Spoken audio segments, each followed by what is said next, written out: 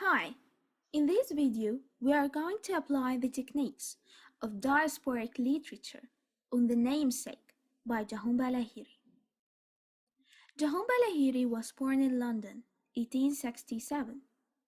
Despite the fact that she was born in London, Lahiri's parents were keen on raising their child to be Indian.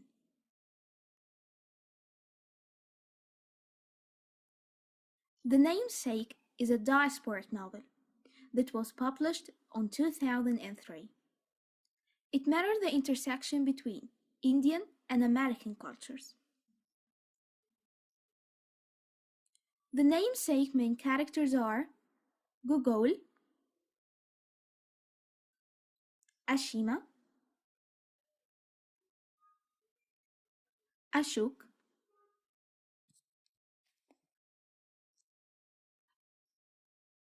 and Mushumi. Let us discuss the techniques of diasporic literature, which are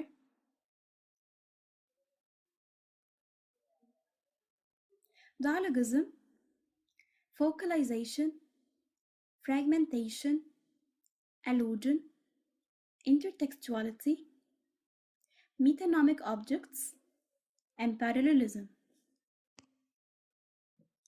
One of the techniques of diasporic literature is dialogism. Cultural and linguistic dialogism are rampant in the Namesake.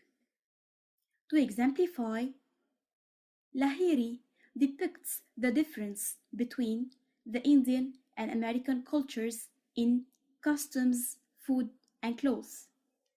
As for customs, the Indians are hospitable, unlike American.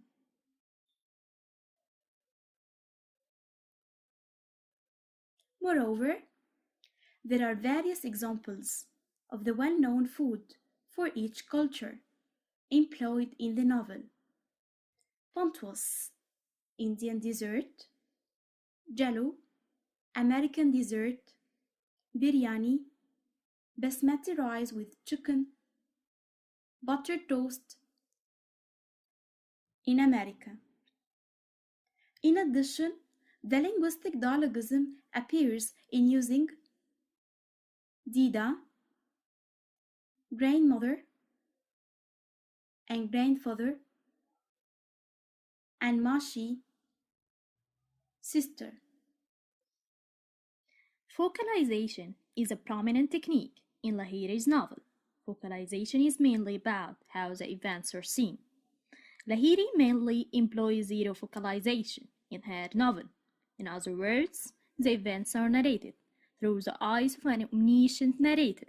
For instance, the omniscient narrator describes Ashima's feelings, saying, "For the past 18 months, ever since she has arrived in Cambridge, nothing has felt normal at all.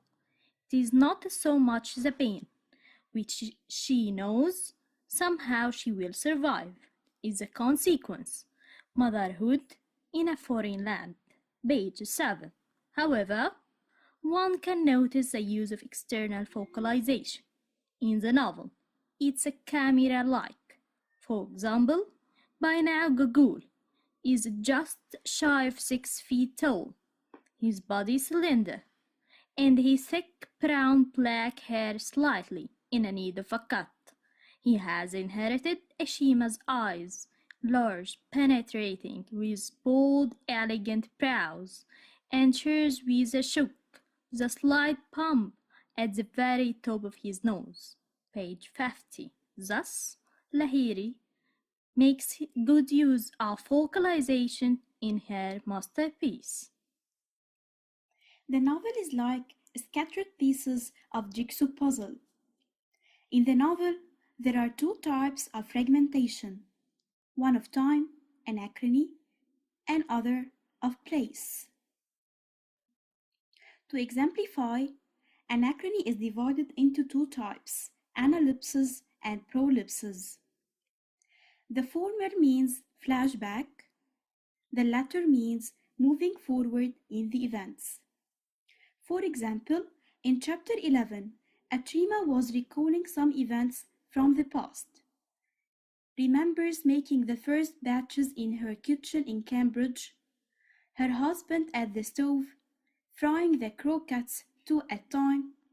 She remembers Gogol and Sonia helping her when they were small, page 135. In addition, the prolapses appears in chapter 5, page 52, when Gogol foreshadows his future. Gogol will remain during holidays. In summer, Gogol will revisit him on each of his birthdays.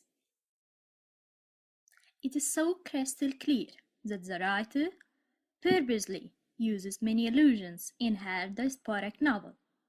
For instance, Lahiri refers to famous magazines such as the German magazine, Der Spiegel, and the Bengali magazine, Desh Magazine. She also refers to famous books such as the children's book, The Cat in the Hat, and literary books like Pride and Prejudice.